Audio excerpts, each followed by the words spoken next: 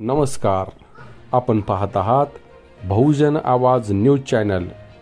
माऊली सावळे यांचा वाढदिवस मुकबधीर निवासी शाळेत साजरा. आगळगाव. बार्शी तालुक्यातील आगळगाव येथील भारत माता बहुउद्देशीय संस्था बार्शी संचलित मुकबधीर निवासी शाळेत माऊली सावळे यांचा वाढदिवस दिव्यांग विद्यार्थ्यांसोबत उत्साहात साजरा करण्यात आला. यावेळी मुलांच्या गरजा ओळखून त्यांना शैक्षणिक साहित्य व पिण्याच्या पाण्याची स्टील टाकी तसेच खाऊ वाटप करून हा वाढदिवस आनंदात साजरा करण्यात आला. तसेच गणेश झवेरी यांनीही शाळेला पाण्याची स्टील टाकी भेट दिली. यावेळी श्रावणी सावळे म्हणाल्या, असे वाढदिवस साजरा होणे ही समाजाची गरज आहे.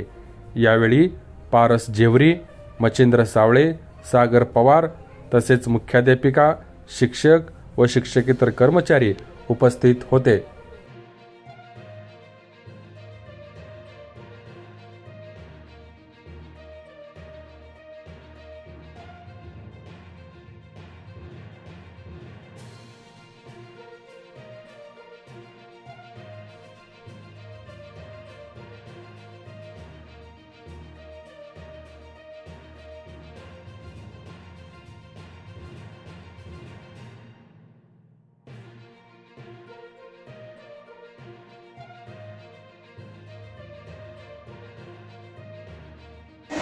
शाळेला कशाची गरज असेल तर तुम्ही आम्हाला आणखी सांगू शकता की आम्ही गरज पुरवू शकेल तर आम्ही पुरवू शकेल नक्कीच.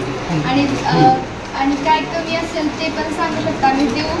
आणि अशी माझी विनंती आहे की सर्वांनी असाच वाढदिवस किंवा अशीच काही आपले सुख आहेत त्या या सगळ्या लेकरांसोबत मनोगत करावे सगळ्यांचे. म्हणजे सगळ्यां आपलं सुख त्यांच्यासोबत पण साजरा करावं, त्यांना पण काहीतरी सुख भेटावं. धन्यवाद.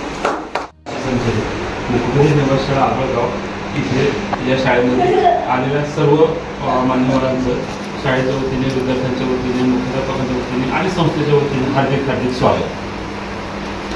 मुलांना किती चांगल्या प्रकारचे गुण देण्यासाठी यशस्वी घडलेले आहात आणि तुमची मुलं किती चांगल्या प्रकारचे गुण ते घेऊ शकलेले आहेत, तर त्यासाठी सर्वांचे पुन्हा एकदा मनापासून धन्यवाद मानतो. श्रावणीला जसं ती म्हणाली की काय लागलं तर काय असेल तर मदत ती करू शकत असेल तर आम्हाला सांगा. अशी कुठलीही वेळ आली तर आम्ही ग्वाही देतो की सगळ्यात पहिल्यांदा आम्ही तुम्हालाच विचारू की अशी काय मदत आम्हाला लागेल तुम्ही करू शकताय का.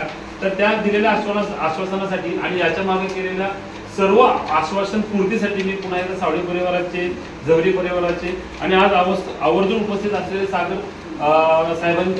पवार साहेबांचे पुन्हा एकदा धन्यवाद मानतो. अशीच मदत कधी लागेल, कधी योग्य येईल असे करत राहा.